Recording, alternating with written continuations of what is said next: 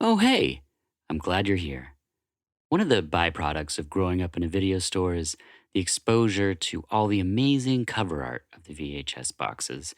I mentioned in the beginning, I think in episode one, the amazing book, VHS Video Cover Art, which is by Thomas Hodge, the dude designs. And it's a great collection of these wonderful covers. Um, and that's probably why one of my favorite ways to pass time was always drawing.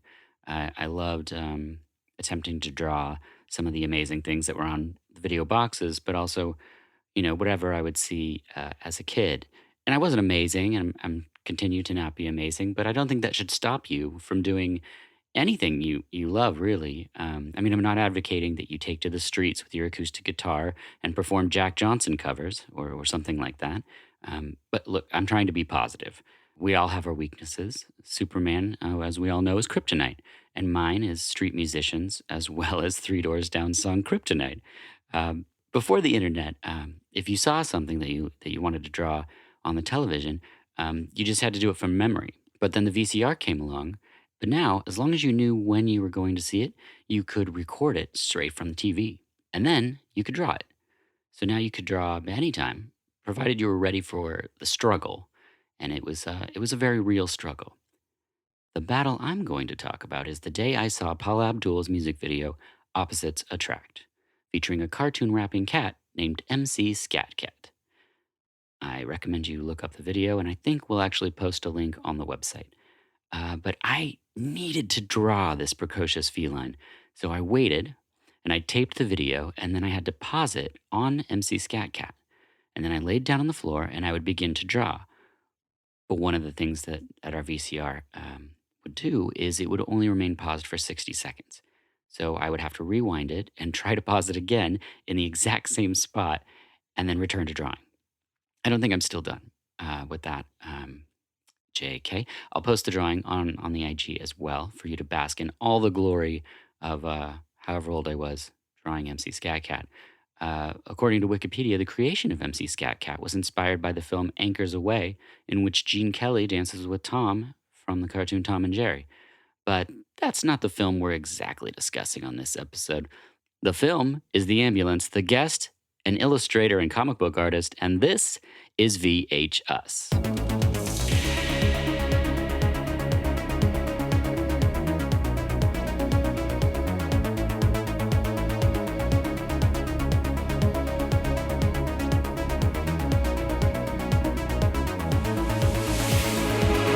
Hello, and welcome to VHS. I'm your host, Dirk Marshall, and I'm joined in the studio by Leila Del Duca.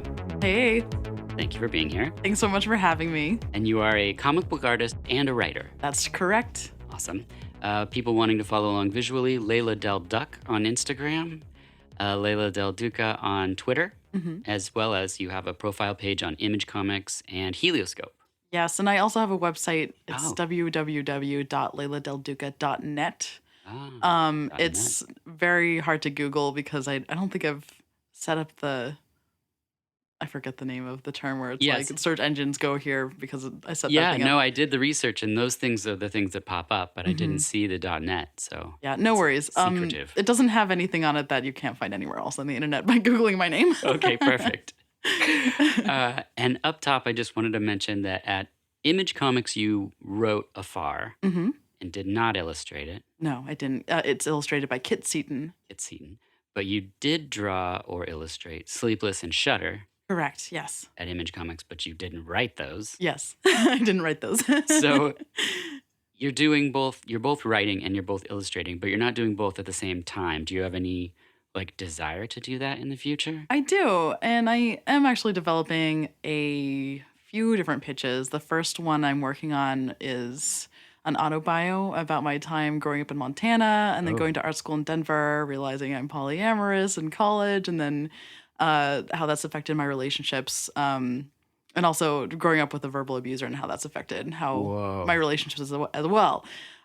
So that's the first one, and that's kind of more adult themed, I would say. But then my heart truly lies with young adult graphic novels, so I would love to write and draw, do it all myself at some point.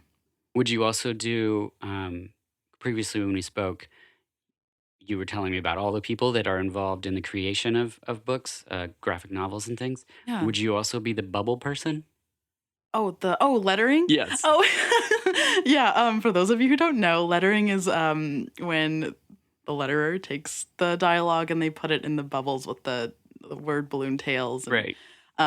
yeah, so I would be doing that myself as well, and so I'll have to teach myself how to do that because I haven't really done that too much in the past. Yeah, that's fascinating. I just listened to the actor Matthew Gray Gubler. Mhm. He just did a book, and he did the lettering in the book himself too. And I think he wanted it to look childlike, and I think he used his non-dominant hand for some of it, or for some Oh, of the drawing. It's pretty fascinating. But yeah, I just love cool. when people dedicate themselves to like, I want to do all of it and Yeah. see what it's like from every angle. Yeah, me too. Fascinating. Uh, so up top, I just got to give a shout out to my engineer and friend, my friengineer. We'll go with that. Wait, friengineers building healthy bridges. There's something Ooh. there. We should. Okay, we'll cut that out and then work on a new book. But J.L. Watkins, he knows a lot about comics and graphic novels. And when I asked him who in this city full of talented people I should speak with, he said you, and he handed me a stack of your work. So Awesome. I just really appreciate him doing that so that we could have this conversation. Me too. Thanks, And JL. yeah, and he also wanted me to tell you that he thinks you're fantastic. Oh, that is so sweet. He couldn't be here today. He's out of town, but I wanted to pass that Oh. on. And I agree because I was looking at your work, and first I read Afar, which you wrote, Mhm, and it involves astral projection, mhm. and I thought that was fascinating. I love the story in it, and I thought all of these books are going to be great to share with my 5-year-old daughter. Mm. And then I opened Shutter, and I saw a snake man with a skull head rip through a person's body, and I was like, well, maybe I'll wait a couple years before Yeah. we do Shutter. But that is your illustrations in that book, Mhm. and they are phenomenal. Thank you so Yeah, I much. absolutely love them. I love every look of every creature and character in there. The alligator people, the skeleton guy in the suit. What Mhm. is he again? Harrington the He, skeleton butler. of course. Yes, fantastic. So I highly recommend people check out Shutter if they don't already know it. Thank you Uh, so much. who was the person that wrote that book? Joe Keating wrote the book. Okay. Owen Gianni colored it, and we had two different letterers on the book. It's Ed Brisson and John Workman. Okay. Yeah, but I'm very, very proud of the work we did on that series. Yeah, it's I fantastic. loved working on it. It was so imaginative, and it was kind of like a imagination free for all. And Yeah. yeah, it was awesome. And what do you receive, say, for that project? Do you receive a page that says like there's a cat and it's a clock, but it's also like has a sword and a ninja disembowels somebody? Like, what do you get as the illustrator? Is it storybook to like how do you? Yeah, it's essentially what you said, but kind of set up in a format that's very similar to a movie or television script. But Okay. instead of saying Act One, Scene One, it's more like Page One, Panel One, Okay. and then a description of the panel, which is like Snake Guy rips guy in half. Yes. And then dialogue could be, or like the sound effects could be squish or something like that. Okay. And then Got it would it. go to panel two, and then like you'd kind of repeat the same thing. So you're visually telling the artist what to draw, and then also what the character is saying, so that all that information combined, I can determine what kind of emotion and action and I guess like overall feeling that the page needs. And so, like in comic books, graphic novels, I don't know what the difference is, so I just keep saying them together. Okay, well, we can just say that comic books are most commonly known as the single issue floppies, Got it. where it's like typically 20 to 22 pages long. And then graphic novels are the combined novelization of that. Okay. And so graphic novels typically have not been serialized. But really, people can like say whatever they want. I think there's Okay. comic books that have been collected into what we call trade paperbacks, which are essentially graphic novels. They were just serialized comics first. Okay. And then a lot of people who are like, I draw graphic novels, that means like they never serialize their comics and they're all always just a book Okay. form. But I say that I'm a comic book artist, even though have worked on graphic novels. Mhm. I don't really, I'm not touchy about when people like maybe mislabel. So, but some people are more particular, I think. Yeah, that makes sense. It's just Okay, so for the sake of our conversation, I'll say comic book novels. Sounds good. Okay, perfect. You could just say comics Okay, too. comics Like, works. yeah. Okay. When you get does it have like it shots? Like, is it say like a exterior shot of building upward, or because there's Oh so many yeah. different points of view and so many motions and things that you capture Mhm. within the panels. Like, is it up to you to be like, oh no, I kind of drew it like he's being eviscerated, but it's like from under the entrails, or is it like more like I picked it from a side view, or Yeah, sometimes the writer will specify. mm, Most of the time, I've noticed that writers leave it up to the artist to find the best view for the scene. But if they already have a good visual idea of what they want, then they'll be like side view of car driving over bridge just because they know that it's going to look better or also be easier to draw, maybe. mhm, And then when it's like the exterior of a hospital, they'll just say exterior of hospital and that's it, right? kind of thing. And then you just like, okay, how do I Yeah. make this interesting? Yeah. And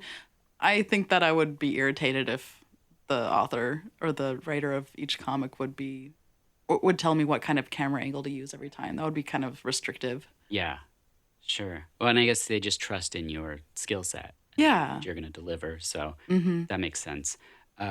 With that in mind, in the event that you ever got, say, you came down with a cold or something, I thought I would bring out some of my drawings to show you, and then you could give me your feedback on those. Oh, perfect. Okay. Okay, so these will all be up on the Instagram account, vh.us. For people that aren't like, why is he showing pictures on a podcast? I call this one Leave It to Zombiever. So Oh my this God. is Leave It to Beaver, but he's clearly not well. Yeah, he's Mm, definitely a little bit maimed. yeah, yeah, Blood yeah, coming out of some like nose and mouth, yeah, eyes. Oh, there's a little bite out of his ear. yeah, yeah. There's a Huh. little bit there. I think that's what started it all. I mean, Mm. I haven't written the script yet, but if you're open to Oh, that idea, that's yeah. available. There's Lovely. also Mothrob Zombie versus Lady Gagagodzilla. Oh my God.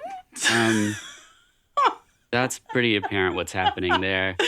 Lady Gaga, who is also at the moment Godzilla. Yep, And then wait, who's that's Mothra? that's Rob Zombie as Rob Mothra. So Zombie as Mothrob Zombie. Mothra Zombie. Yeah, Yeah, that's gonna be an epic battle. I think a Cool. good tour too. Yeah. Good job So, with this art, by the way. oh, thank You're you. way better than I imagined. Oh, thanks. This is Nosferatu Pak. So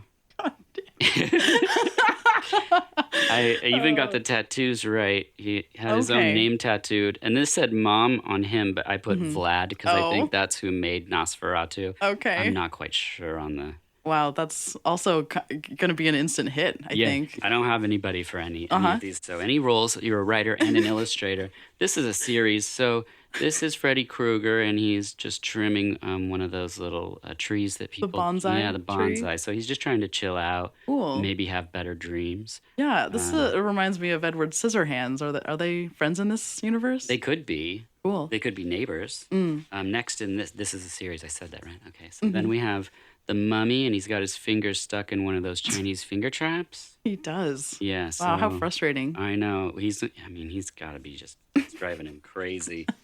And then we got the creature from the Black Lagoon, and he's got one of those things, the sea monkeys, Oh. and he's clearly just like, what the hell, because they Hmm. never work very well. Yeah. He's just disappointed like Wow. everybody What a else. letdown. Yeah, and then next up we got the Phantom of the Opera, and he's got a little kiddie piano Oh, there. cute. And he's sort of like, we just walked in, and he's like, what? Wow, he must have been composing He something w- Yeah, magnificent. something with like two notes, because Yeah. my daughter has one of those pianos, and it's a real piece of crap. And then we got one of my favorites. It's Frankenstein, and he's putting together a Mr. Potato Head. Oh, that's good. The Yeah. parallels there are Yeah, frightening. right? I have one more in that series. It's the Bride of Frankenstein, and she's got one of those Barbie doll heads that people do makeovers on. Oh, uh-huh. You know, Nice. Gosh, what's she gonna do with her? she can make her over, I Gosh, guess. I'm excited to see what that looks like. Yeah. And then last, just to brighten it up a little bit, because those get a little heavy there, as it's Jake Gyllenhaal and Oates. Oh my god. So, and that one, for those listening, Wow. it's Jake Gyllenhaal, and Wow. it's Someone really needs to jump on that band yeah, name. yeah. That's amazing. Um, Good job. Thank you. Good job on those two. So those are all available if you want to work together, Okay, wow, I'll let you or know. if you get sick, maybe I could jump in and throw some of that on a page for Yeah. somebody. You could totally be my fill-in artist. Okay, perfect. Good. My first one and probably only one that I know. Because that's not typical, you guys. Oh. Okay. Okay. Well, I mean, you can choose your own adventure, right? I mean, that's the great part about life. But we're not just here for me to pitch you drawing ideas. The reason that we're joined today is from watching a film, and that film is The Ambulance. Yes. Was this a first-time watch for you? It was a first-time watch for me. Great. Perfect. The trailer made it look very ridiculous. I don't typically go outside of the range of like Netflix, Amazon, and that kind of stuff. And it was one that I'd never seen or like even seen advertised before, but it was magnificent. For those that haven't seen the film, the synopsis is a comic book artist meets a woman on the New York streets, but after a quick flirtation, she suddenly collapses and is picked up by an old ambulance.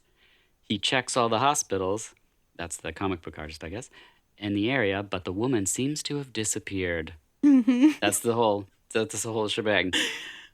Yeah. I think the first line should be like, after incessantly hitting on a New York City woman on the streets randomly. Would you like to be uncomfortable and then thankful there's an old ambulance that relieves her from the situation? Yeah. Yeah. At the beginning, I thought, well, maybe she just collapsed to get rid of this guy. Yeah. You know, that's a good move. I always heard like, you know, if someone was going to want to fight me or something, that I should just pee my pants because they would be less likely to fight me. Or I made that up. I'm not quite sure if it was advice I received, but luckily I don't get in fights a lot. Yeah.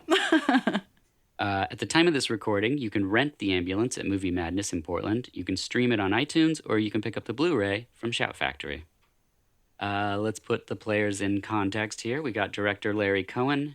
He also wrote the film. I think he became a director to protect his writings, I think is the way it all worked.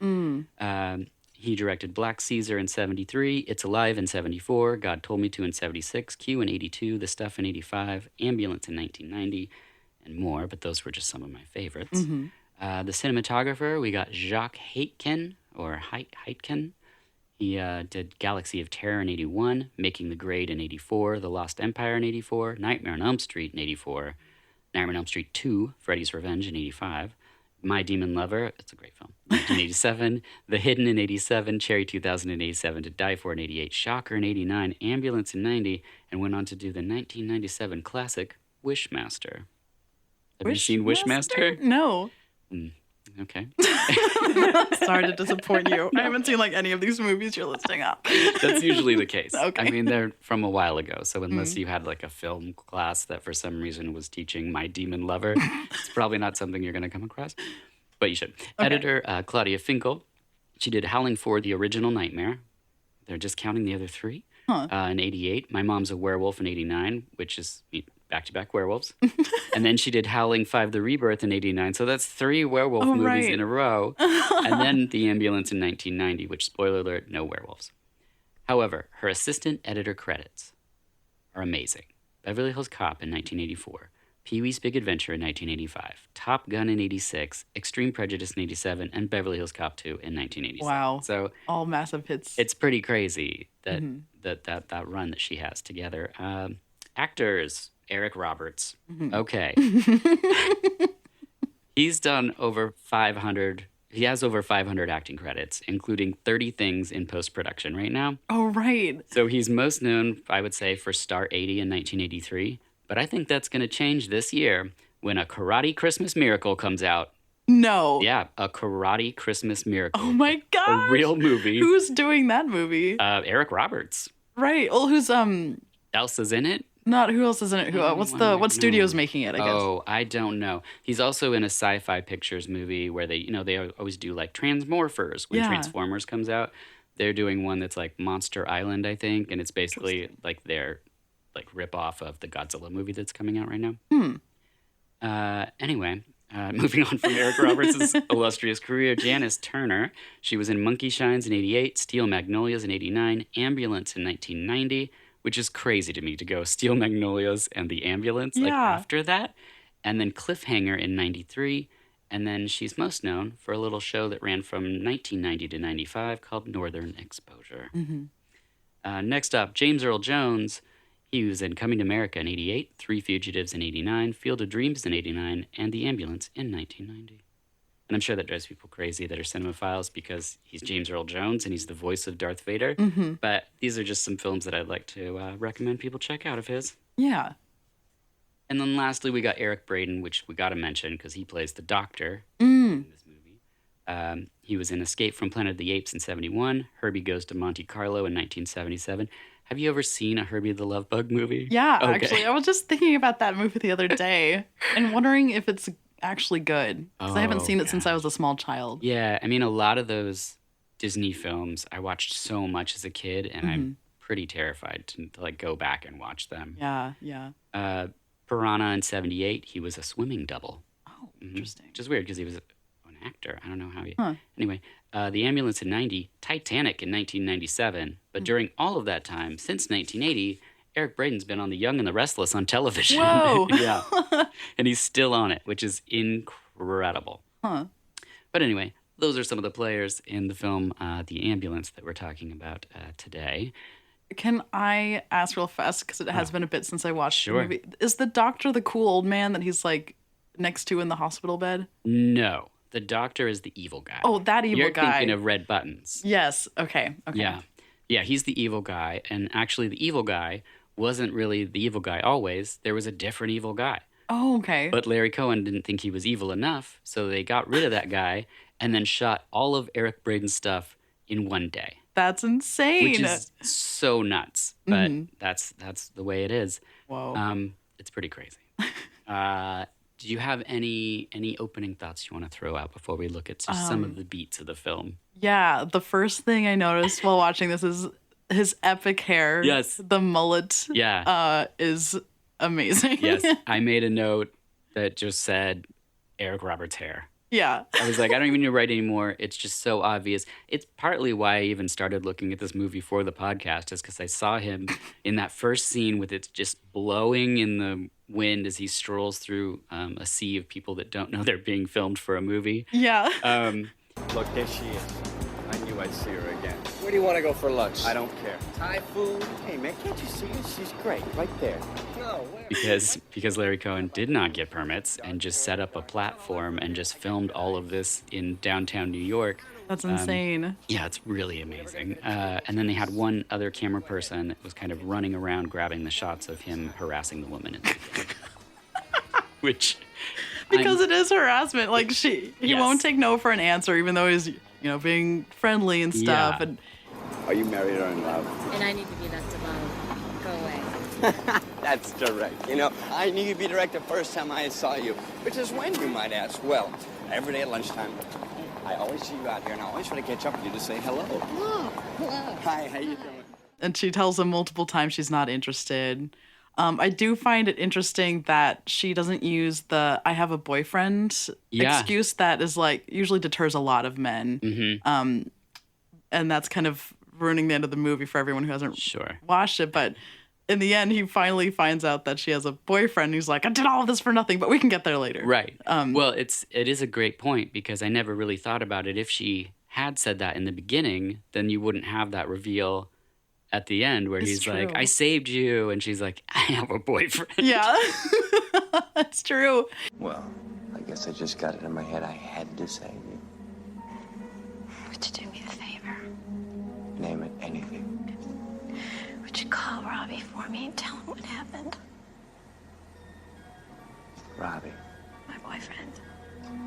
And then maybe she never would have been saved, and the evil Oh, guy yeah. would be doing evil things all the still. Oh, there's an alternate movie where like he's like, "Hey, do you want to go out?" And she's like, "No, I have a boyfriend." And then she collapses, and he doesn't even know, and and just goes about his day. He's actually drawing the rest of the movie Yeah. and working, and Yeah. later reads in a newspaper that she's vanished. And he's like, "Oh, that sounds familiar, but we just had a quick little chat on the Yeah. side of the street." And then I'll be like, this movie was very true to life because all he did was sit at his desk and draw. Yeah, there you go. You'd be like, "This is exactly what it's like." Yeah. Except 5 hours shorter than my workday or whatever. Right. The stuntman in the film was Spiro Razatos, and I wanted to mention him because there's a lot of stunts in the film, jumping out of the way of the ambulance, jumping also out of the way of the ambulance. That happens a few times. There's some horses that come out of a door because it couldn't all be ambulance work. I mean, you got to have some horses in there for some reason. But Spiro has a crazy list of credits, and I don't often think about stuntmen, unfortunately, when I'm watching movies, but for this, I thought, well, let's just see. And turns out Spiro's done so much work. He did Tough Turf, Police Academy 2, Return of the Living Dead, Goonies, Back to the Future, Pee-wee's Big Adventure, Real Genius, and Commando, all in 1985. Whoa, that's what? That's 1 year. I'm sorry, I'm laughing so much. Yeah. I'm so much. It's a lot of times he was jumping away from things or, crashing on things. I don't know. It's so he I think is still working more as a consultant on like all the Fast and the Furious movies. Which was fascinating to hear about how those are made because none of those cars that the stars are sitting in have engines. What? Those are all close-ups, and then everything that's the feet working the pedals is just like a PA or somebody. That wow. So it's not Ludacris's foot pushing on the gas pedal, and then all the car sequences are driven actually by stunt coordinators on a... Oh, crazy. Yeah, so they can actually make those movies, I think, pretty fast because... Yeah. And furious because they can shoot at different locations. Okay, anyway. Also in the film, I just wanted to mention that there's a lot of improvisation, which is interesting because Larry Cohen wrote the whole thing and then directed it so that he can control his writings. But then he also is very sort of fluid in that if someone has an idea, he just kind of like, oh, okay, let's go with that if he's interested in it. So some of the things that were improvised in the movie were the when the paramedics arrived to help Eric Roberts after he's been beat up, and then the punks and the paramedics fight. Yeah. That was something from Eric Roberts, apparently. Whoa. The part where the cop is being called Jughead, that was improvisation. Oh, right, the Jughead joke. Yes. Even though there's already a Veronica thing going through the movie, they didn't have the Jughead joke until they were shooting. Clever. And then the end, when Red Buttons throws the bedpan of pee on the villain guy, that was improv. Oh, shit! No, piss! That was dirty. Oh, good. From Red Buttons. Whoa. So some improv pee work from Red Buttons, which is pretty amazing. Good thing it probably wasn't real pee. Right. Otherwise, Whoa. I'd be pissed. There it is. Perfect. And that's the show. Yeah, so I do have a couple notes here about Eric Roberts' flowy hair and how it's like a lion's mane, which is so true. But my favorite scene in the whole movie, and the reason that I wanted to program it into the show and to speak with you, is a very specific scene that happens after the woman has collapsed. And Eric Roberts needs answers. So what he does, he decides to use his very specific set of skills as a comic book artist to draw her and take her image to James Earl Jones, Yeah.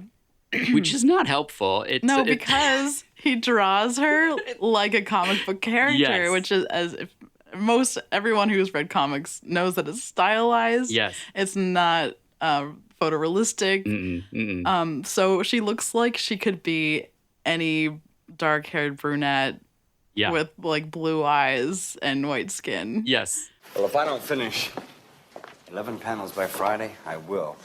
This is her, Lieutenant. I know her. Yeah. Veronica in Archie. She looks like Veronica. No, she doesn't. Veronica's got bangs. And Yeah. James Earl Jones is just frantically chewing bubblegum and just like, this is the lady? And he's like, yes. And they're like, we can't do anything with this. Just that scene alone, I'm like, people need to see this because it's wild. It is, and then it gets wilder because after he gets rejected with help from James Earl Jones, he goes to the street and starts showing people on the street this image, like, have you seen this girl? And then like he has a large drawing of her. Yes, a bigger one. A bigger drawing, like a poster size of her. Have you seen this woman? Have you seen this woman? Have you seen this lady? And then this other woman, she's like, or she actually notices it, and she's like, Yes. oh, I know exactly who this is. This is my roommate. Yes. And it's like, anyway, it was just really, it was hilarious because Well, and she's no way you mad could know. about it too. Like She is, yeah. which I'm like, yeah, You really stick it to this weirdo that's got a giant cartoon picture of what could be anybody or your roommate. Yeah, so I do think that her anger is warranted. Why are you walking all over Fifth Avenue with that? You've been sneaking looks at me, haven't you? I'd like an answer. Okay. She hasn't been to work in a couple of days. And you're worried, right? Well, you seem really well informed. Thank you. Can I have a pina colada? Bring her a pina colada. She's a diabetic, isn't she? She usually didn't tell people that, especially strangers. Well, she trusts me. Why can't you? Because if, like, let's say that it actually did look like her roommate and we Right. believe that it does or whatever, it's really creepy for a Yes. guy to go around showing a picture of this girl and not knowing the relationship between this random guy and her Yeah. roommate, because her roommate's obviously never mentioned this guy to her. She never met him before he hit on her on the street. Right. Yeah. And so if her roommate's missing and there's this weird guy looking for her, I would be equally Yeah. as like, Well, it's creepy. it is creepy. Yeah. Nowadays, I'm sure someone would just post the picture on their Instagram or Tumblr or something. I don't know. Yeah. But they would be like, equally upsetting. Yeah. To just be putting someone else's image out there and be like, hey, how do I find this person? Mm-hmm. It's a little creepy. Yeah. I think that most people these days would give up after they couldn't find the person in the hospital. Right. Because they would logically think like, oh, maybe she gave me a fake name. Maybe Yeah. I didn't know her last name because I couldn't hear it when she was driving away. Like people would give up for a stranger. They Yes. wouldn't care as much as he did. Yeah, it's pretty worrisome, actually. Yeah. Very disturbing, but, I guess maybe that was the time. That's how people were meeting. Yeah. And Well, yeah, maybe it is a sign of the times there. I mean, some of it, I'm sure if you look at it at the time when it was made, which seems late for the way that he's approaching the woman, but, a lot of the 80s movies are very questionable, especially the comedy farces, because there's things in those movies that you would never do now. But yeah. in the 80s, they're like, that's what they do, panty raids and stuff. But I like, guess now that you're would be like, typical back then. it's like you kind of have to watch films sort of about when they were made. Right. I definitely have some favorite movies that I've rewatched later and been like, oh, this is highly problematic. Yeah. It's Yes. very difficult to. And, when you go to show someone the film, then you have to be like, just a heads up. Mm-hmm. I know this happens in this, but, we can have a dialogue about it and about why it was there or if it, helps forward the story in a lot of things, Mm-hmm. But in this case, that is the whole story. He's got to find this woman and he's got drawings. It's important to note that this character's situation, I did want to ask, if your significant other disappeared, Mm-hmm. what style of drawing would you do? I would do it in a photorealistic style because I do think that I have a lot of his face memorized. I think I wouldn't do a perfect job, but I would do a way better job than a stylized. Right. Comic Well, you books. also have pictures and things. Eric Roberts just has his memory. Yeah, that's true. So, But even, I will argue, and maybe this is, raising me up, but I do think I have more, enough skills that I Sure. could do shading and, proportions and Yeah. features better than him. yes. Better Well, than he did. from the work that he did in the film, I would say you are a far more accomplished artist Oh, than what he was showing there. thank you. I mean, Thank you so much. You're welcome. Put that on your resume. I'm better than Eric Roberts in the ambulance. Yeah. Okay. You're hired. They're like, why do you keep writing this on all the, like when you go to the cons and stuff? Right. Just, thanks for buying this. I'm better than Eric Roberts. Yeah. It's really mad about Eric Roberts. Maybe she saw that Karate Christmas movie that's coming out. Also of note is this is Stan Lee's first film. Yes. He plays an actual role of himself, Yeah. which is pretty interesting. And in the film, Stan talks with Eric Roberts, and Eric Roberts says, thanks for helping me get started and everything, and that's all wonderful. But what we don't know is how you got started. So how did you get started? Nice Thank you segue. very much for noticing. Well, how I got started in comics is starts half a year after I graduated from art school. I went to college at the Rocky Mountain College of Art and Design in Denver, Colorado. And I didn't think being a comic book artist was an actual profession because I never really met them. But after graduating with a bachelor's in illustration, I met Zach Howard, and he's an amazing comic book artist. And Okay.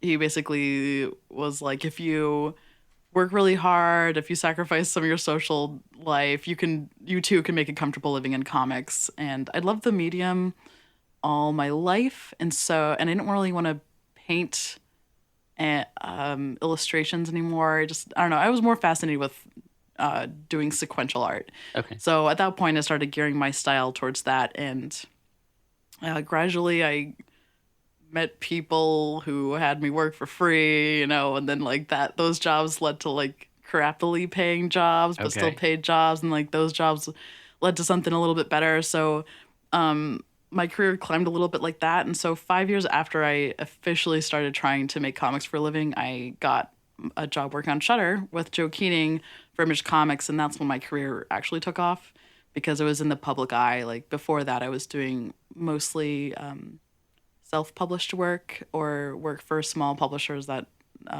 didn't really have the distribution outreach that Image Comics does. And how did he find you, or did you? I come would to- say I found him because I went to New York City Comic Con in 2012, and I went there to find publishers or or writers who wanted to work with me. Mm-hmm. And he was one of the only writers who was like, "Yeah, I want to work with you right now. Your stuff is really great." That's awesome. Yeah, and so How excited were you at that point? really excited. Yeah. I mean, I wouldn't let myself feel like, job done. Like this is definitely Sure. gonna happen because a lot of stuff that people say is gonna happen doesn't happen to you. Of course. So I made sure to email him a lot after that. And then I think half a year after I met him, he's like, here's Shutter. Like, do you want to work on this? And I was like, yes.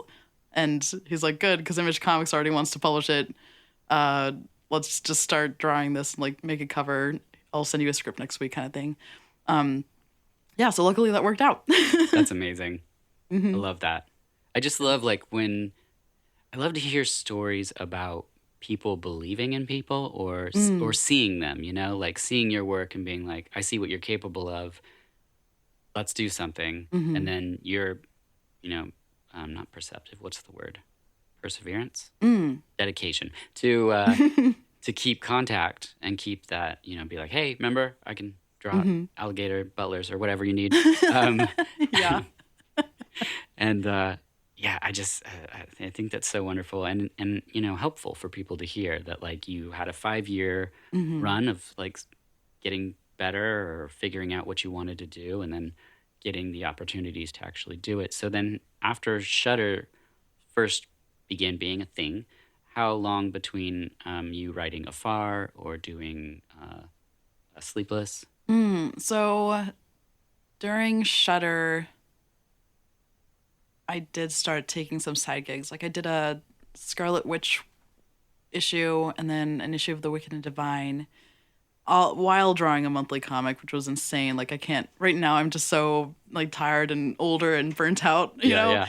that I, excuse me, can't imagine doing that right now. But I had the stamina for that then, and then I think towards the end of Shutter, Joe was like, "Well." I think I was just talking to Joe about how I eventually want to write and draw my own thing, but I don't have time to draw because I'm working on Shutter. And he's like, well, "Why don't you just write something for someone?" And I was like, "What?" And that's a possibility or whatever. Yeah. And so I don't know, that got my gears working in my head. I knew I wanted to work with Kit Seaton on something. She's someone I went to art school with, and I've always loved her work, and I wanted to shove her into the industry because she hadn't really done anything that people were looking at a lot.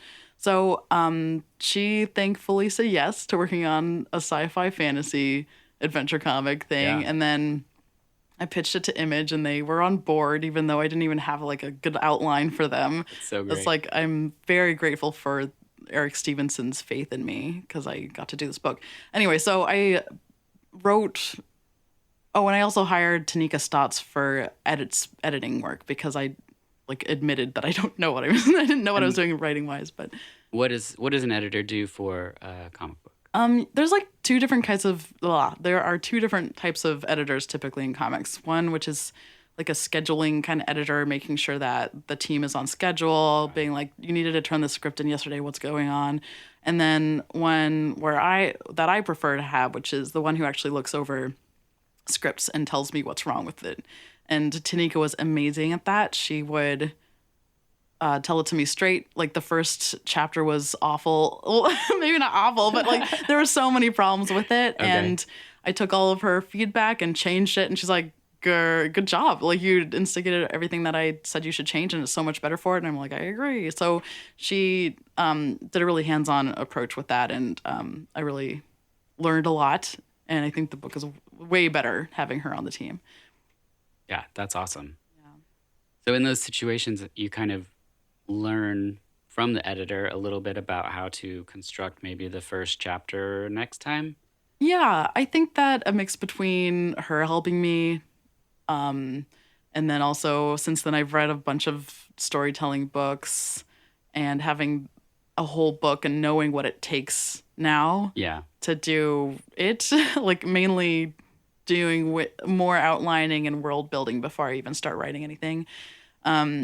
Yeah, like I think that I'm gonna do a way better job the next time. Yeah. I really liked Afar. Thank you. I particularly liked the astral projection aspect of it because if I just was flipping through it, I would be like, oh, why are there suddenly these like creatures with 6 eyes? And then, you have all of these different like worlds or things existing on the page, but you have this through line of like real relationships, which I thought that was very enjoyable. Thank you. Yeah, my favorite stories are the ones where it's about the characters' growth and stuff. So, wait, that was said kind of stupidly, but I like a good character arc where the person is someone else at the first part of the book, and then they like improve themselves, or they fall into horribleness by the end of the story. Like, I love that transformation. Yeah. And with young adult stuff, I find it really important to have like a good moral about how to be a good person. Yeah. Kind of thing. Like I love that stuff.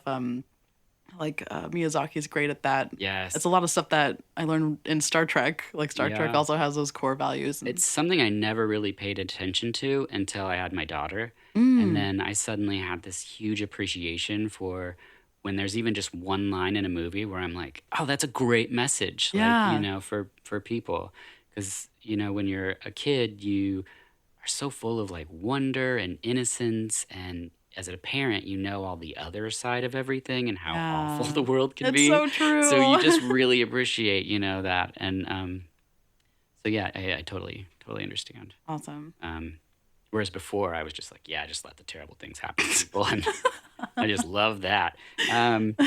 Also in the film, we have actual comic book artists. Yeah. So Larry Hama is in it. He wrote G.I. Joe, The Real American Hero, and he worked on Wolverine and Elektra, as well as creating Bucky O'Hare. Awesome. And a few scenes, which is great for comic book artists to get to see themselves on the screen, not played by an actor that's like, oh, I'm drawing a picture, and it's like something terrible. It's like, oh, he's going to work mostly, or leaving work in the scene. So it's like, I think that's cool. It's super cool. And he was the one who actually had speaking lines, right? Yeah, he had, I think, 1 or 2 lines in there. Yeah, and supposedly there's a couple other artists. I could find nothing online of who they are. So I just drew pictures of them, and I just put them outside my house, and I just go, do you know who this person is? To anyone that drives by. Right. Hopefully that's not creepy to anybody. Did you ever find out who drew the pages of artwork that are in the movie? No, I can't find that either. Okay. But I'd imagine Stan knew. Yeah. Maybe it was Larry. Larry Yeah, Hama maybe. might have been. Yeah, that would be great to know. Mm-hmm. If anybody knows, email me. Who inspired you to, I'll say, who inspired you to draw in your style, I guess? What are my stylistic influences? Yes, that's the great way to say it. Sorry. My version, not as articulate, but yes. That totally makes sense. Well, I'll go first, and then you have to go next because you showed me some of your drawing. Oh, right. Of course. But my stylistic influences are three different guys. The first one is Mark Schultz, who did Cadillacs and Dinosaurs, aka Xenozoic Tales, among other things. And he is such a pro. He does really cool page layouts. He has a nice mix between like dry brush work and sharp, or like really crisp line work. And yeah, his stuff is really great. And then Mike Mignola is also an influence. His composition and It's the Hellboy guy? the Hellboy guy. Does he have other things that he's done? Because that's mostly what I've heard. Yeah, I'm not sure if he's created other stuff outside of the Hellboy universe, but I know that he worked on the Dracula comic book adaptation. Okay. He worked on Favard and the Grey Mouser and other things I can't remember. Perfect. I think some stuff for like Marvel and DC, I'm sure. You could just make up things because I wouldn't know. You could just be like, oh, Third Wednesday he illustrated, 7 Feathers for Heather. Just whatever. Nice. And I'll be, oh, that's great. He does good work. I missed out on that opportunity. To spread rumors about him working on things he never Okay. did. I guess it's bad for you. I could say whatever I want, but I shouldn't involve real people. You're right. No, it's cool. Everyone knows we're joking. Right. I hope. Okay, perfect. So, and then the third guy whose work I look at a lot is Sean Murphy.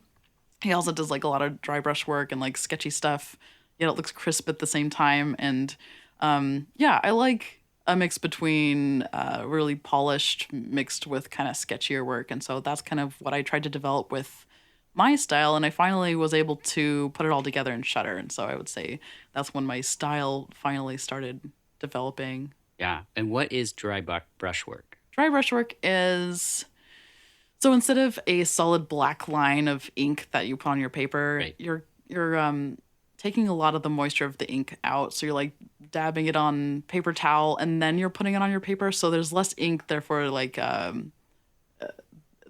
comes Like a out with streak? a grainy streak instead of like a solid line. You have a lot of like variation. I don't know if I've ever tried to describe what that looks like. I just know verbally. most of us wouldn't know what. I'm just like, I'm picturing a dry paintbrush, and I'm like, that doesn't seem like it's gonna do much. Yeah, it's like if you are painting your walls and you don't put enough paint on your brush, it comes out kind of streaky and imperfect. Do you get like motion from that, or what is the effect that you're trying to communicate by? Oh, good question. Well, I mean, it ranges. Like it feels different for what you're using it for. Yeah. So I would say it varies. It really depends on what you're doing. It is a good way to shade because if you're afraid of putting solid blacks on a page for a shadow, you can just do that instead. Okay. It's good. It adds a little bit more grit. So if you want a dirtier looking page or person, you can just like dry brush it and it looks like, I don't know, dirtier. Yeah. Yeah, but that just like scratches the surface. It really has so many things you could do with it. Do you do a lot of stippling? Just No. No. Okay. That takes forever. I've done it before, but no. For comics, when you're like already putting in way more work than you were worth, like Not a good idea. Yeah. And then when I was talking to JL prior to this recording, he had some questions about helioscope. So I was hoping you could talk a little bit about what helioscope is. Yeah, Helioscope is a like a comic book collective in downtown Portland. It used to be known as Periscope Studios, but now we call ourselves Helioscope. Yeah, so we have I think around 30 comic book creators / illustrators / graphic designers and animators who have studio space in one office building area in downtown Portland, and I work there like 2 times a week. Because it's nice for me to get a mix between working from home and then working around other people. Because working from home is, it can get kind of lonely and stagnant sometimes. But yeah, there are members that you might know about if you're like well versed in comics, or Steve Lieber, who did Whiteout, Terry Dodson, who does a lot of work for Marvel and DC. There's a guy named Ron Chan who draws the Plants vs. Zombies comic, and then Kat Ferris, she did My Boyfriend is a Bear graphic novel. And then there's like internet it's interesting working at Helioscope because Dylan McConis and Erica Moen are earlier influences of mine. They did Ah, web comics back when I was first started reading them online. So there's a range between like web comic to print comic and everything in between. There's even a science illustrator there, and then some people who just write, like Jeff Parker, who also draws, but mostly writes. He's in the studio, so it's so cool. There's so much inspiration there. We get to talk shop every day. If we have problems with the publisher, we can be like, hey, did you guys run into the same problem? Let's share notes. And then if any of us need reference photos, then we can ask each other to pose for pictures. nice. Yeah, it's a really positive thing. And also we have interns a few times a year. So if any of you guys who are listening think that you want to make the next step in your comic book career, look Great. up Helioscope mentorship program. And we do have I think, 4 times a year, I think we have the opportunity to apply to that. And it sounds like it's just a great community for Mm-hmm. all of these artists to be in one area, Yeah. which is Yeah. pretty awesome. It is. It's really cool. I've never seen anything like it. Yeah. It's like art school but with professionals. So, yeah. I don't know Yeah. what I mean by that, but I mean, and I think anytime you can bring together like-minded creative people, it kind of creates something special. yeah. My wife has a hot sauce company, and there's a lot of makers. In Portland, we figured more than most cities. And Mm-hmm. so just last weekend, she decided to invite everyone over. And so everyone came over, and the only caveat was that you had to bring a dish made with someone else's sauce. Oh, cool. So it just instantly became like this super heartwarming potluck of everyone like putting all the food out, and all the kids went straight to the backyard and were playing together. And like, Aw. I think our brains make things very adversarial sometimes. And in the Mm-hmm. creative world, it's so ridiculous to think like that everyone at Helioscope would be in competition with each other or Yeah. something when they're all just making their own things or working on projects. Mm-hmm. So I think it's always, really lovely to remind ourselves that like actually everyone's kind of doing their own thing, Mm-hmm. and it's It's so true, especially, and you guys might run into this too because you work from home, but Yeah. if you work alone too long, you kind of get a skewed view of what everyone else thinks or Oh, does sure. with their lives. And Yeah. so getting out of the house and seeing that you're not alone in this feeling with Yeah. your other people you work Oh, with. yeah. Yeah, it's really good. There's days when we're not doing markets where Sarah will be like, "When's the last time you left the house?" Yeah. And I'm like, I don't know. But I've been listening to podcasts, so I'm talking to people. And she's like, that's not talking to people. That's listening to other people's conversations. So, then I'm Yeah. like, okay, we should go outside or something. And I realized that I've been inside too long. But, and the question that JL had was if somebody had a project, they're like, I have these 8 issues or pages or whatever it is, like, would they contact someone at Helioscope, or is that like, how does that work? Well, what we typically tell people to do is go to the website and fill out this contact form we have. Awesome. But also look at the artwork. That's an example of every. Sure. Wow, that was kind of worded stupid. Go to the website, check out everyone's profile, Sure. and if you like anyone's style, then you can be like, I have this 8-page project. I love Ron Chan and Kat Ferris's artwork most. Are they available or interested in doing this? Here's how much I'm offering for page rates.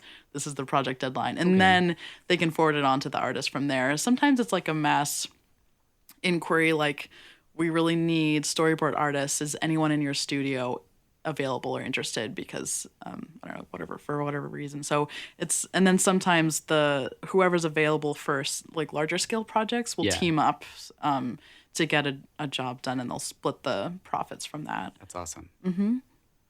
Yeah. It sounds pretty unique. Do you think there's a lot of helioscopes in the United States? As far as we know, no. And I think that when we do hear of comic book studios, none of them are nearly as large as ours. Yeah. Yeah, and like we don't have those 30 people all working under the same roof all the Right. time. It's typically anywhere between 2 to 10 people in the studio at any given day. Whereas with other studios, maybe they have like 5 members and they come in every day to work. Cool. But yeah, we don't hear about really anyone else at that scale. But I guess if you were there and you needed to borrow a pen or a dry brush, somebody could loan you some. Oh, yeah. Or maybe some gum. Speaking of gum, James Earl Jones is an impressive gum chewer in this film. It's true. He chews gum the entire time, feverishly. Yeah. Comic books? You make up comic books? Well, somebody has to do it. I used to love the old joke books years ago, especially the classic comics. They got me through high school. But the stuff today, just too bizarre, too weird. Like it's geared for kids who are whacked out of their fucking minds. Comic books scare me nowadays. You must scare easily. I mean, for a cop. And has one of the greatest deaths, maybe ever, because he chews gum and then he seizes up and then chews gum and then dies.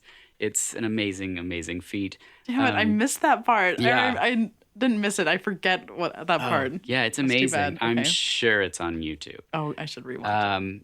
But I was just curious what kind of gum you thought he was chewing. Oh, okay. So it's the 80s, right? 90s. It's just turned 90. Okay. So it was probably shot in 89. So I only think I know of 2 gums. So I'm going to say it's double mint. I think he's Okay, chewing double he's a mint. stick guy. Yeah. I like that. Yeah. I like to think of him as a wild card, so he's all into bubble tape. That's what I think he's into. It's either that or Big League Chew. I think those are the 2 things that he just has that super pungent fake grape smell Ew. at all times. Gross. I just would love to encounter like a hard detective that just reeks of that fake grape. And then also just imagining him pulling it out from his pocket and like taking some Thinking and that shoving it in his just mouth. pulling out a big long strip of bubble tape and Yeah. then cutting it off like you're supposed to with the thing, which no kid ever What? did. You're supposed to cut it, not rip it off? Yeah, it just has like a little. They originally did it with, so it's just like you clamp it on there. And be Right. like, there, I tore the tape off. Okay, yeah. You know, I'm no expert, but I Well, did. let's go with your Yeah, idea. I like that okay, best. Thank you. So if you were the police chief, what flavor of gum do you think you would choose? Oh, if it's currently We'll go with next year. okay, well, I've only chewed the same gum for the past like 5 years, so Ooh, it's exclusive. Orbit Winter Mint, Ooh, Orbit Winter Mint. right? Or Winter Fresh, or what? The one that's blue, light Okay. blue, Oh, light blue, yeah, not dark the- blue, not peppermint. That's the only Orbit gum I've ever really had. It's Oh. the blue one. Okay, yeah, I think Yeah. it's the best one. I think you're probably right. Yeah, I have no reason to try any other gum when I do chew gum, which is not very often anymore. Anyway. Oh, okay. But you did go through a gum patch. Yeah, I do get coffee breath, gotta admit. But now I do Altoids because I think it's better for the environment. Gum is not good. Right. There's more packaging and also it degrades slower. I just keep drinking coffee. So That works too. if anyone's like, you have coffee breath, I'm like, I'm literally drinking coffee right now. What do you think? I'm a psycho? I'm going to chew gum and drink coffee? I also don't have a lot of friends, so. In the film, there's also an amazing punk gang. Taxis. Scared to take the subway? Well, I got a roll of tokens. Don't you think it's safe? You look like you've been in a few fights before. I got run over. Yeah? You're gonna get run over much worse this time. You mentioned earlier, and I love 80s punk gangs because they're just wild. Like there'll be one guy with like a hockey mask on and Yeah. someone with no sleeves and someone in all cheetah print, and they're all just like this is my gang persona. If you were in an 80s street gang, what do you think your gang persona would be? Ooh, I like this question a Yeah. lot. And I mean, having seen, the variety of characters you created in the Shutter book, I was like, oh gosh, this is a great question for you because I think I would want to go more Mad Max Thunderdome yeah, me about too, it. Have some for sort sure. of really cool bustier and like Yeah. really huge hair. yes. Lots of piercings and like the pointy studs that you add to your Oh, clothing. yeah. And then some sort of tight black pants. Yes. And then like probably not heels because I am a little bit practical and want to wear shoes that don't have heels because that's impractical. Yeah, you don't want to be like the too specific person, like the guy that's like, I'm rollerblades guy. And Yeah. then you're like in a desert and you're like, this is a terrible choice. I shouldn't have went with rollerblade guy. Yeah. Yeah, definitely. I would go one-sided football, what do they call those? Oh, yeah. Shoulder pad things? Yes. Just one side. Okay, good. And then maybe an arm bracelet thing up top on the other side. Good. I'm liking this. Yeah. One fingerless glove. Yeah. And my weapon of choice would be like the tiny wrist crossbow. You know, so I'd have to like do a ridiculous pose anytime I went to shoot. Oh, that's cool. And it would take me a long time to like reload it. Like I'd be really bad at it, and like the little rope thing would snap my wrist. I'd be, why did I? This is terrible. But no one could see because of my one big shoulder pad. Yeah, that sounds awesome. Yeah, and I'd maybe go like Liberty Spikes. Ooh, yes. Yeah, just very cool. Something a super labor intensive that like in those films you never think about, like the hairdressers are making a killing in those movies because they have to re-dye the hair all the time to keep it that bright and shave their heads all the time. You never see anyone with like a quarter-inch grow out in those movies. Right. It's all like they just came from the salon. Yeah, and I don't think they were using wigs as much as they are these days, No, right? that was Manic Panic, and that was real deal stuff. A lot of work, yeah. So thanks for coming to talk about Mad Max with me. My pleasure. And then later on, Eric Roberts escapes on a gurney in an amazing stunt that had to have been Spiro, where he's just strapped to a gurney shooting down a road Yes. as he escapes from these bad ambulances. Yeah, the whole time I'm like, he's gonna die, but you're not because he's not because he's the main character. But they have him hit a bunch of garbage cans, and that somehow breaks him free, which I was like, wait.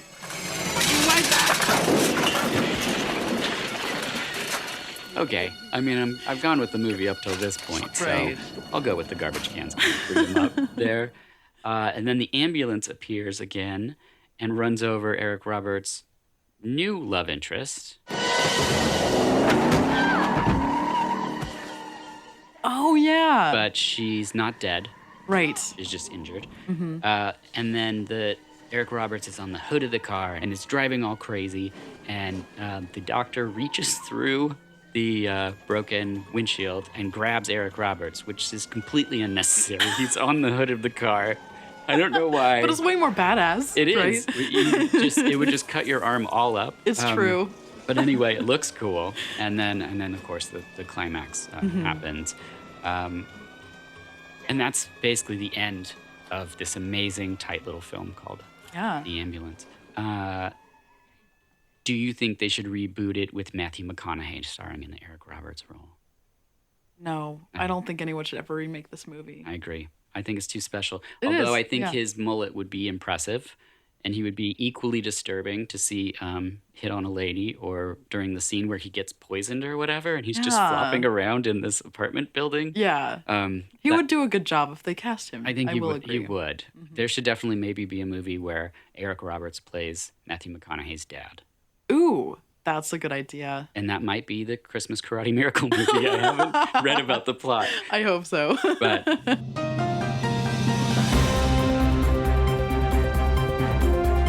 we interrupt this podcast for a brief message from Eric Roberts. Oh, hey.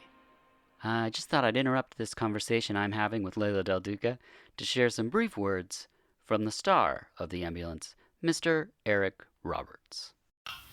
Leila, Eric Roberts here. You happen to do something I admire lots. You are a comic book artist. And you were the artist for Wonder Woman. Tempest Tossed, one of our favorites. You did Dirk Marshall's podcast, and you guys talked about The Ambulance. Well, as you know, the makers of that film are comic book people. My Stan Lee story is that my wife was casting some television shows for a network, and Stan got her on the phone. He told her he wanted to send her his pitch package. Well, the package contained the concept that superheroes could make a comeback and cross all media, feature films, television appearances. He sounded very energetic, a little bit detached from the business, but sweet.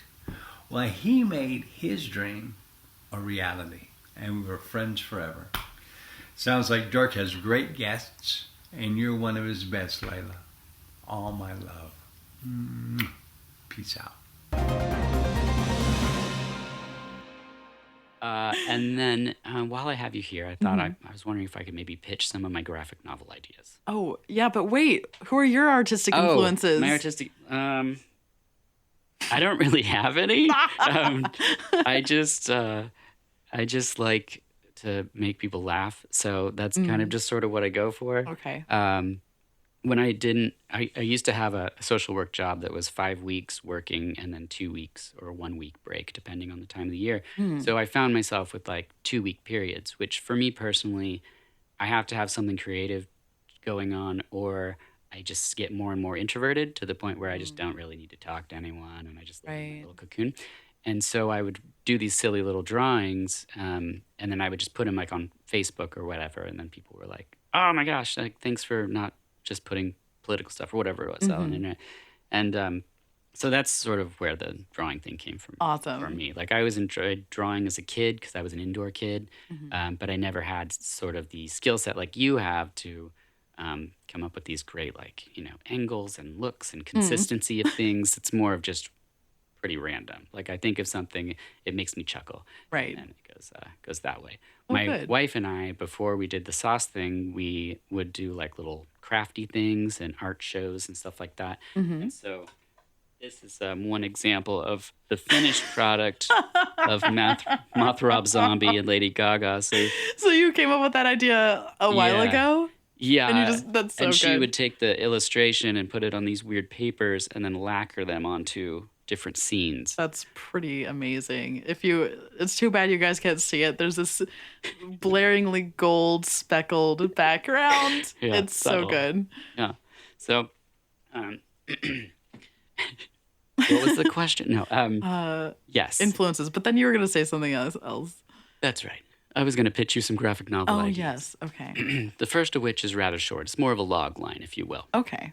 And it kind of gives you a lot of freedom. So, and it's called Dogter. And it's about a surgeon who is secretly a dog. And every time he opens up a patient and there's a bone exposed, he runs the risk of blowing his cover. So no one knows he's a dog. No one notices, but he's Okay. literally just a dog head in a hospital coat. Uh-huh. That's what they call it, right? Hospital coats? Right. Totally. Yeah. That's a technical term for sure. Yes. So there's a lot of places that could go. Oh, yeah. Gosh. I mean, most of them are going to be the operating room. That's but, a pretty intense problem to have. I mean, I just think that you do such a great job showing like the dog's face, and then it sees the bone, and then close up on the eyes. Yeah. And then if people be like, "Oh, I get it. He's really stressed out," Yeah. or she could be a she. Yeah. I didn't specify in here, so Or are they? they could Yeah. be any. We don't know. We don't know. We don't know. the And gender. I'd like Yeah. it to be open for everybody, Yeah. so anyone could be the dog. Yes. Good. Open casting.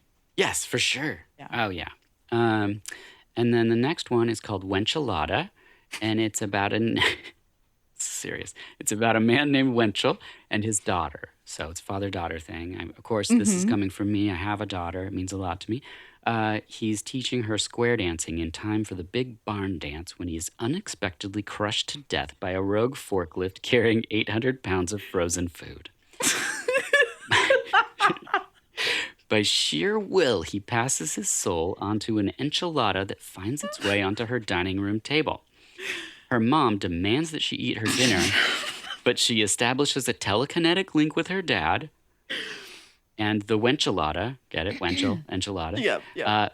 and she refuses to eat him. So the mom says that you'll eat this in the morning. She's going to have to stay at that table until she eats this enchilada. Oh, geez. Yeah. So suddenly she finds herself in a race against time and hunger. Until with the Wenchilada's guidance, she wins the barn dance. Oh, my God. Yeah. That is so good. Thank you. So good. I don't know if that's how barn dances work, but she wins it. And it's a tale as old as time itself, I think. I think that's an epic's tale. Yeah. Who can't relate to that? I mean, it's got levels of humanity that I think everyone could. I agree. You know? Yeah. But you can only pick one of those two ideas. And Okay. and just so you know, Lifetime has contacted me about this enchilada idea because they were like, they love movies where, Hallmark. Lifetime makes all the depressing ones. Hallmark makes the holiday movies where it's like a kid's dad dies but still teaches him hockey, and the mom is remarried or whatever happens. Yeah. Well, if I had to choose, it would be the enchilada. Oh, great. Yeah. Oh, perfect. Though dog tour is It's hard to say. maybe that's why I wouldn't choose it. Sure. How am I going to elevator pitch that to people? Dog tour. Dog tour. I spelled it wrong even on here, but Oh, really? Yep. But are there any common misconceptions about working in your field? A lot of them. What are some? Like over glamorized, I'd imagine. Yeah, I think that a lot of people assume like, oh, you get to do what you love for a career, so every day you're just having a great time. That's not really true. It turns into a job. Like, I think I've only had maybe half a year of this golden period where I'm like, yay, every day I get to draw. I have to draw today, and I love that I have to draw today. Yeah. But for the most part, it takes a lot of mental focus to force yourself to be motivated to be creative. Yeah. It's very hard working on a project that if you're not creatively inspired by it, it can be a really grueling task, and you question why you're even an artist some days. Yeah. And then, another misconception is, or not misconception, but something a lot of people don't consider, I think, is like the physical, or like what drawing does to your body. Like, a lot of people I know have carpal tunnel tendonitis. A lot of people have a hurt back. Like, I've had anything from like a hurt back, and then if I did that, I'd move to a standing desk. But because I stood at my standing desk so much, now one of my legs is like hurt sometimes when I walk in a certain way. And then I also have like various stages of tendonitis. And then also, I don't think I would need glasses now if I didn't draw and like squint at a page so much. So now I have glasses. Slowly killing you is what you're saying. Slowly killing me. So that's why it's important to work out. Oh, I mean, for everyone, Sure. but also like comic book artists, we typically live sedentary lives, and I know that whenever I work out regularly, my body hurts less. Yes. So that's stuff that we have to do. Yeah, I think that another misconception is that certain things to draw take less time than people would assume, and then other things that people assume take a short time, it takes longer. Like the time. Crowds. Crowds are awful. Don't ever do that. Don't ever write that for your artist unless you have to. That's why the apocalypse things are always better, because there's just like one person in like a desert. Yes. I'll just draw a line there. This is easy. Yeah. Or like if you do have to do a crowd scene, you could be like one establishing shot of it, and then be like, make sure you have a close up on this character and show like one or two random strangers instead of like crowd shot this panel, crowd shot that panel, blah, blah, blah, Different crowds. Yeah. Make sure everyone looks different. No repeats. Yeah, that's my new book I'm going to pitch is All Crowds, No Repeats. Would you like to draw it? Fuck no. Okay. It's 200 pages. Oh, God. Hell. But I mean, it's never been done before. For a good reason. Yeah, that's true. That's a good point. We could give it to an intern. Yeah, there you go. Yeah. Come on. All crowds, no repeats. That's what their interns do. Yeah. That's how we know that you're good at your job. Give me a coffee and some more gum. Yeah. What's a good day like for you? Ooh, a good day for me is waking up at a reasonable hour, like 8, and then like reading and drinking my coffee and eating breakfast for like an hour. That's a long time to eat breakfast. Well, if I like to read and drink my coffee slowly. You don't set a timer for exclusively eating for 1 hour? No, I don't. But You that would have been minutes on the hilarious. clock. Yeah. 14 croissants? Okay. But yeah, after that's my me time, trying to get in the mood type of thing. Sure. And then if I pencil a page in an hour, that's an amazing day. And then if I ink that page in like 3 hours or less, then that's an amazing day. And are you working on a computer for this when you say ink a page, Oh. or are you working? I'm working traditionally at that point. So let me back up and also start over and say like, I do my layouts digitally on an iPad in Procreate. Okay. So on my perfect day, I've already finished all the layouts I need to worry about for a long time. Okay, I like that. So I can just relax and draw and then ink. Perfect. And so if I finish my work by 1 or 2 p.m. For like a little bit of a later lunch, that's great. And then in the afternoon, I can lazily deal with emails, draw something for fun, like make time for a podcast interview. Sure. Thank you. Yeah, totally. And then adding like the fun stuff to my day, like a lot of my favorite days involve nature, like going to a park or going for a hike, going to the river. Great city for that. Yeah, and then eating something delicious for dinner, and then either hanging out with Chester, my boyfriend, or hanging out with friends who I rarely seem to have time for. Yes. Yeah, so that's a good day. That sounds like a great day. Thanks. What's a bad day? Oh, a bad day is working on the 80th page of all crowd scenes. No, crap. No repeats? No repeats. Yeah, that. Yeah. Yeah, a bad day is You ever have days where you just can't draw the dragon guy? yeah. Like where you're just like, it doesn't look like how I want it to look.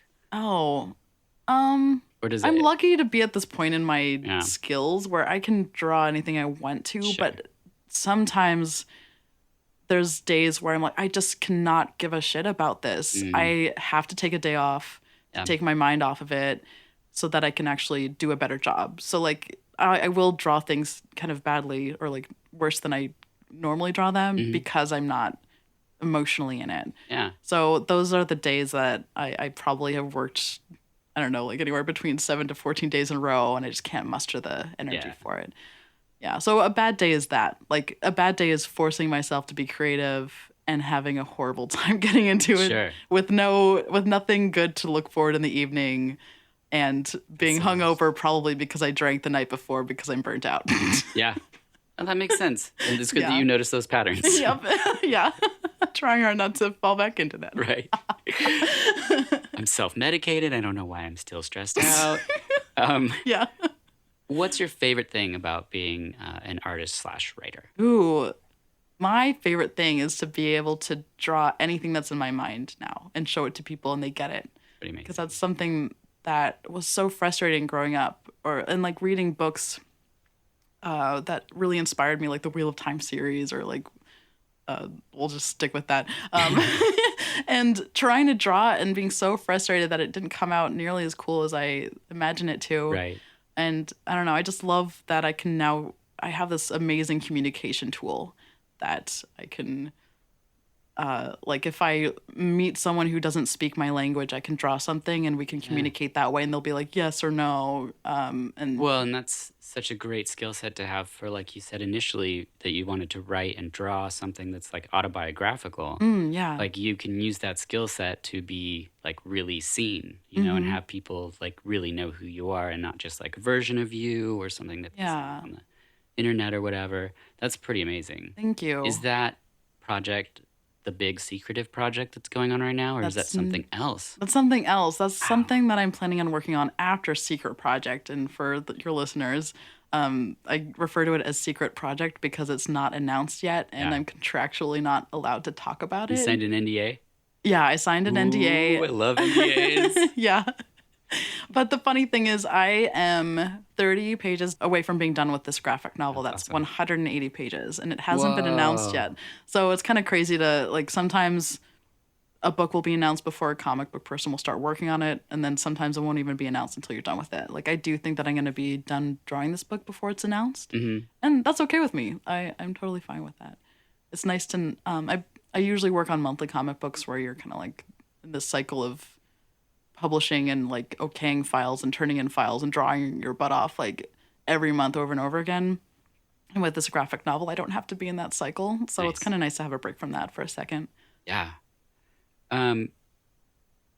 Anyone you want to give props to? Anyone you want to give shout outs, familiar or favorite artists, writers, people whose work you imagine, sorry, people whose work you enjoy, so that we can just tag it up here. Yeah, I thought I was ready, but what I did was I took pictures of what I'm currently reading, not who I wanted to give props to. Oh, So well, let me see if I currently can... reading works too if it's something that you're enjoying. Nothing that you don't be like, I hate this person's book. This is awful. Right. Well, I do want to say that I've been loving what this Portland cartoonist and writer, journalist is doing, and people may have heard of her in Portland. And her name is Sarah Merck, and her Instagram handle is Sarah Merck, and it's Sarah with an H, or I'll just spell it. That's a really long handle. No, I'm just kidding. It's spelled SARAHMIRK, and she's doing a zine a day. Whoa! So she's doing a small 8-page zine a day, and like I feel like I can relate a lot to what she's doing in her zines. A lot of it is like political stress, a lot of it is like environmental stress. Some of it's just like fun things to do while biking in Portland, and other things it's like what it's like talking to her boyfriend or something about, I don't know. It's like it ranges from like really serious to funny stuff, and it's just also a really crazy feat. And then who else am I following that I should? There's so many. How do I narrow this down? Oh my God. I'll just say what I'm currently reading then. Perfect. So I've been reading a lot of manga lately. Okay. Naoki Urasawa, I'm reading his 20th Century Boys series, but I think Pluto is my favorite series that he's done. Okay. Check his stuff out. Another comic book or manga artist I'm reading. Sorry. I just want to tell you, I've been saying manga this whole time. Mm-hmm. Is that common, or did it is common to pronounce it that way? But I it's think manga. it's manga because the Japanese vowels are pronounced a, e, I, o, u, similar to Spanish. Okay. So you can just think about it that way as manga. Yeah. Yeah. So another manga series I'm reading is A Bride's Tale by Kaoru Mori. And then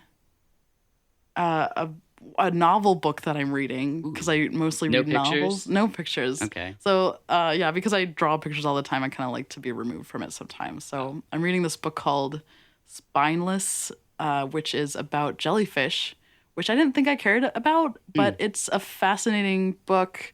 The woman who writes it, her name is Julie Burwald, and it's really interesting because it deals with what jellyfish tell us in regards to conservation and climate change, but it's also written half as a memoir, and she writes really eloquently.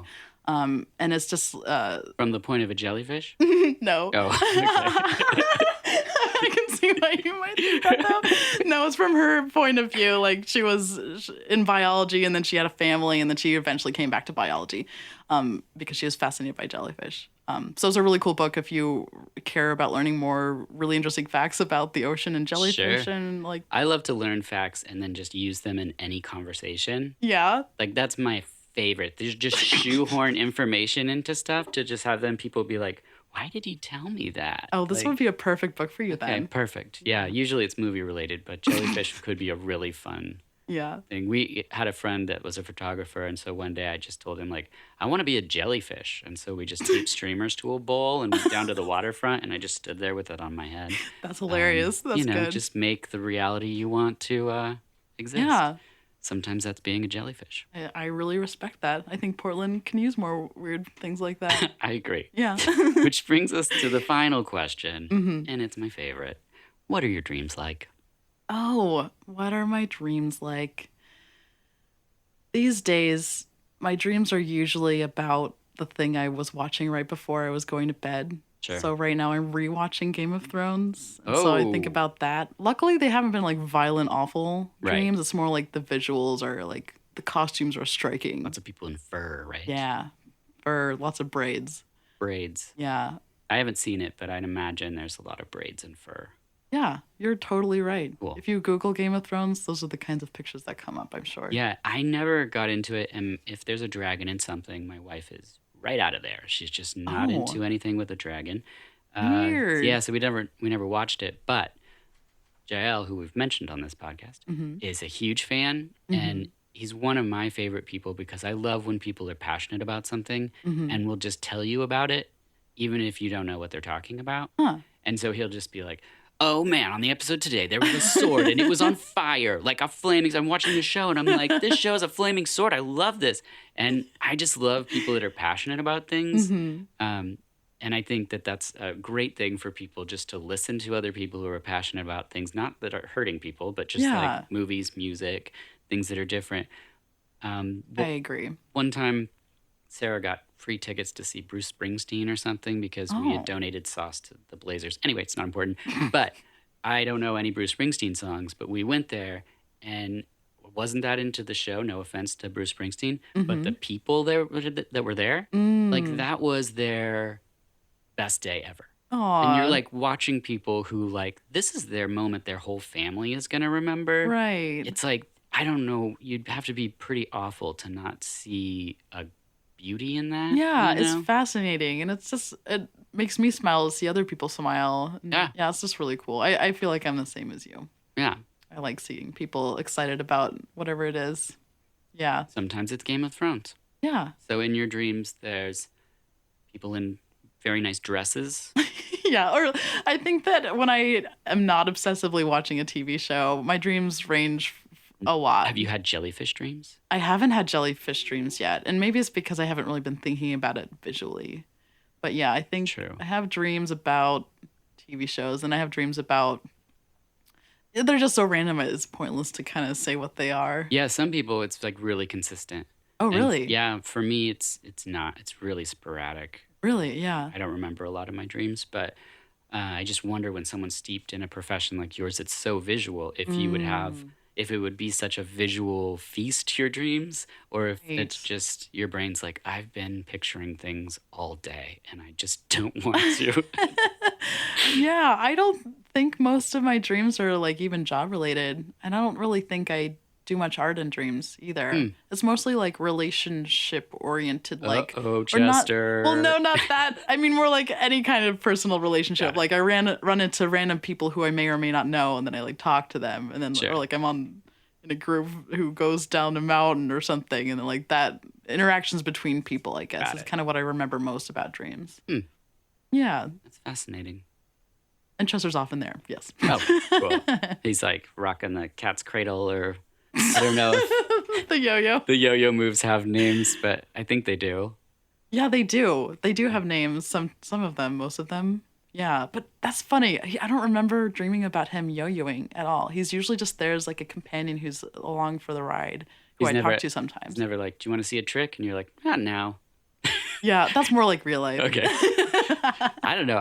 Every time I see people don't know what I'm talking about right now, but Chester, what's his Chester Noir on Instagram? Oh yeah, his Instagram handle is Chester Noir. Yes. And he does like yo-yo videos, throw-yos. I don't know what they Yeah, call it. you can call them yo-yos, or I think some people call them throws. Throws, but because- he does these elaborate moves that are kind of hypnotic. Yeah. I've lost a couple minutes not knowing that the video had looped, and I Oh, was just right. like, oh yeah, he's really good at this like whole sequence. And then I'm like, oh, this is the same thing I've been watching. Yeah, It's just hypnotic. it is hypnotic. For those of you also who don't know, there's a crazy yo-yo subculture out there where there's professional yo-yoers who do really crazy tricks. Ah. They use yo-yos that are not fixed axle, which means that they keep spinning.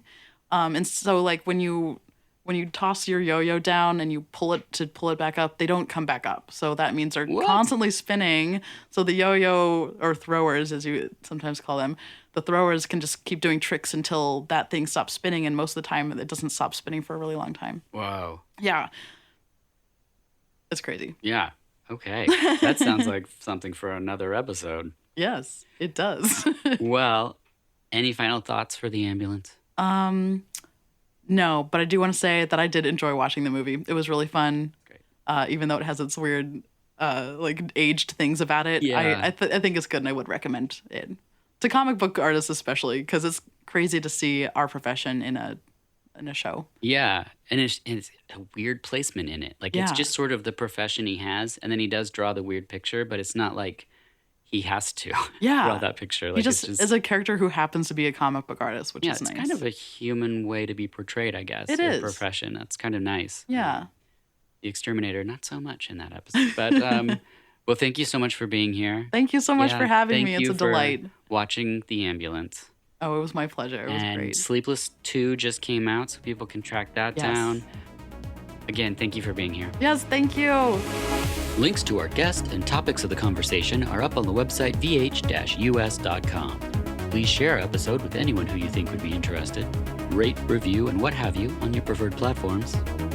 If you would like to follow along visually, our Instagram is vh.us. If you're going to be in Portland, Oregon, or you live in Portland, Oregon, and you would like to be a guest, then please put guest and your profession in the heading of the email. If you'd like to recommend a movie, then please put movie and the title in the heading. Thank you for listening. I'd also like to thank my engineer, JL, and my producer, Wade Allen, and of course, my amazing wife, Sarah Marshall. Until next time, I'm Dirk Marshall, and this has been VHS.